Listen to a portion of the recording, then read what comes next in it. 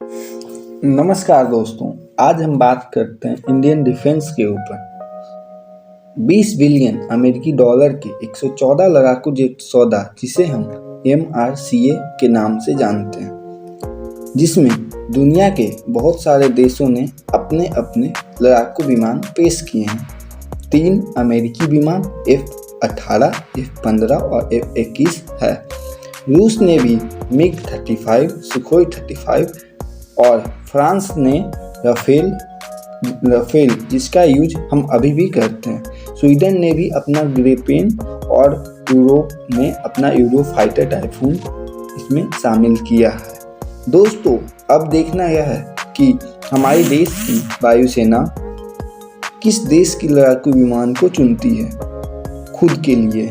हालांकि जब से मोदी सरकार देश में आई है, तब से वह लगातार देश की डिफेंस को मजबूत बनाने में लगी है, जिसका उदाहरण हम अपनी वायुसेना में देख सकते हैं। अगर हम वायुसेना की बात करते हैं तो Apache helicopter, Chinook helicopter, C-70 Globemaster जैसे आधुनिक विमान को हम देख सकते हैं। 114 मल्टी रोल वाले लड़ाकू विमान, 20 बिलियन डॉलर से अधिक का टेंडर जारी किया गया और भारतीय सरकार और वायुसेना द्वारा हर देश की विमान कंपनियों को यह कहा गया कि अगर हम इसे लेंगे तो इसे हम मेक इन इंडिया के द्वारा अपने देश में बनवाएंगे।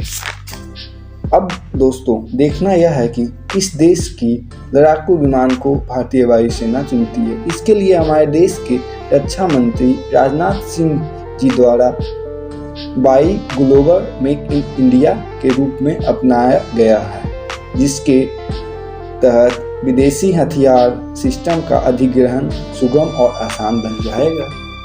वायुसेना द्वारा 2 देशों की लड़ाकू विमान को वायुसेना में शामिल कर सकती है, जिसमें अमेरिका और फ्रांस के लड़ाकू विमान शामिल हैं, जिसमें अमेरिका का F-18 और F-15 और फ्रांस का राफेल है। राफेल का इस्तेमाल हमारे देश की वायुसेना अभी भी कर रही है और अगर राफेल को चुनती है तो इसका रखरखाव, इसके पायलट की ट्रेनिंग और इसका मेंटेनेंस भारत में होगा, जो भारत की इसमें कुछ पैसा को बचत करेगा। अगर हम बात करते हैं अमेरिकी F-15EX की, तो यह विमान दुनिया का सबसे अधिक मिसाइलों को ले जा सकता है। यह 18 मिसाइल को एक बार में ले जा सकती है, जिसकी लंबाई 18 मीटर है।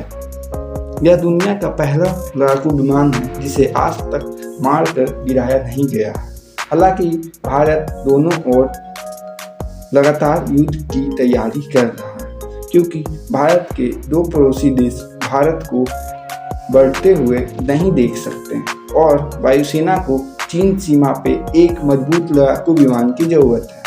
हालांकि राफेल एक बहुत अच्छा लड़ाकू विमान है, लेकिन फ्रांस के पास एक साल में मात्र 36 विमान बनाने की ही क्षमता है और चीन सीमा को देखते हैं तो भारतीय वायुसेना को जल्द से जल्द 114 लड़ाकू विमान चाहिए। इतनी क्षमता बस अमेरिका के पास ही है और साल में 114 लड़ाकू विमान बना सकता है।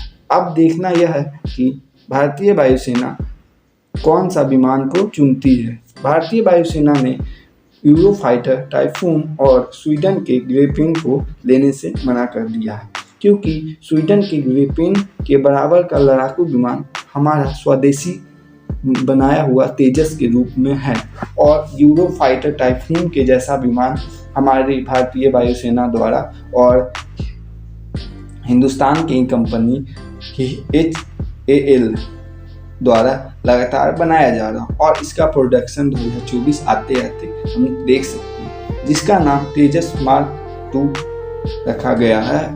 वायुसेना कौन सा विमान चुनती है, यह वायुसेना के ऊपर है और हम लोग को देखना यह है कि जिस तरह से वायुसेना को लगातार चुनौतियां बढ़ते जा रही है, वायुसेना लगातार उन चुनौतियों से लड़ रही है।